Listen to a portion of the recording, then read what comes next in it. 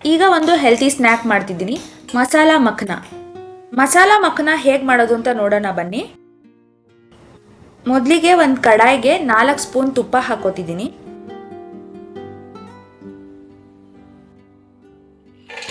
ತುಪ್ಪ ಹಾಕೊಂಡ್ಮೇಲೆ 2 ಬೌಲ್ ಮಖನ ಹಾಕೋತಾ ಇದ್ದೀನಿ.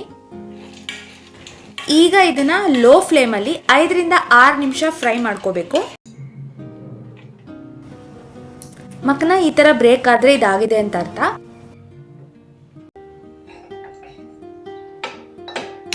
ಈಗ ಇನ್ನೊಂದು ಬಾಣಲಿ ಇಟ್ಕೊಳ್ಳೋಣ. ಇನ್ನೊಂದು ಬಾಣಲಿಗೆ 3 ಸ್ಪೂನ್ ತುಪ್ಪ ಹಾಕೋತಾ ಇದ್ದೀನಿ. ತುಪ್ಪ ಕಾದ್ಮೇಲೆ ಒಂದು 1/4 ಚಮಚ ಅಚ್ಕಾರದ ಪುಡಿ, ಸ್ವಲ್ಪ ಉಪ್ಪು ಮತ್ತೆ ಸ್ವಲ್ಪ ಪೆಪ್ಪರ್ ಹಾಕೋತಾ ಇದ್ದೀನಿ. ಇದಕ್ಕೆ ಚಾಟ್ ಮಸಾಲ ಕೂಡ ಹಾಕೋಬಹುದು. 30 ಸೆಕೆಂಡ್ಸ್ ಇದನ್ನ ಫ್ರೈ ಮಾಡ್ಕೊತಿದ್ದೀನಿ. ಫ್ರೈ ಮಾಡ್ಕೊಂಡ್ಮೇಲೆ ಮಖನಾನ ಇದಕ್ಕೆ ಹಾಕೋತಾ ಇದ್ದೀನಿ. ಈಗ ಇದನ್ನ ಚೆನ್ನಾಗಿ ಮಿಕ್ಸ್ ಮಾಡ್ಕೊಳ್ಳೋಣ. ಒಂದು 2ರಿಂದ 3 ನಿಮಿಷ ಫ್ರೈ ಮಾಡ್ಕೊಳ್ಳೋಣ. ಈಗ ಉಪ್ಪು ಖಾರ ಎಲ್ಲ ಕರೆಕ್ಟಾಗಿದೆ ಅಂತ ಚೆಕ್ ಮಾಡ್ಕೊಳ್ಳಿ. ನನಗೆ ಸ್ವಲ್ಪ ಉಪ್ಪು ಕಮ್ಮಿ ಅಂತ ಅನ್ನಿಸ್ತದೆ, ಅದಕ್ಕೆ ಸ್ವಲ್ಪ ಮತ್ತೆ ಹಾಕೋತಿದ್ದೀನಿ. ಇದನ್ನು ಚೆನ್ನಾಗಿ ಒಂದ್ಸತಿ ಮಿಕ್ಸ್ ಮಾಡ್ಕೋತಿದ್ದೀನಿ.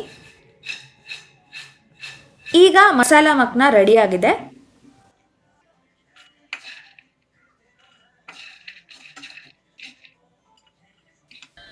ಈ ರೆಸಿಪಿನ ನೀವು ಟ್ರೈ ಮಾಡಿ ಹೇಗೆ ಬಂತು ಅಂತ ಕಮೆಂಟ್ ಮಾಡಿ.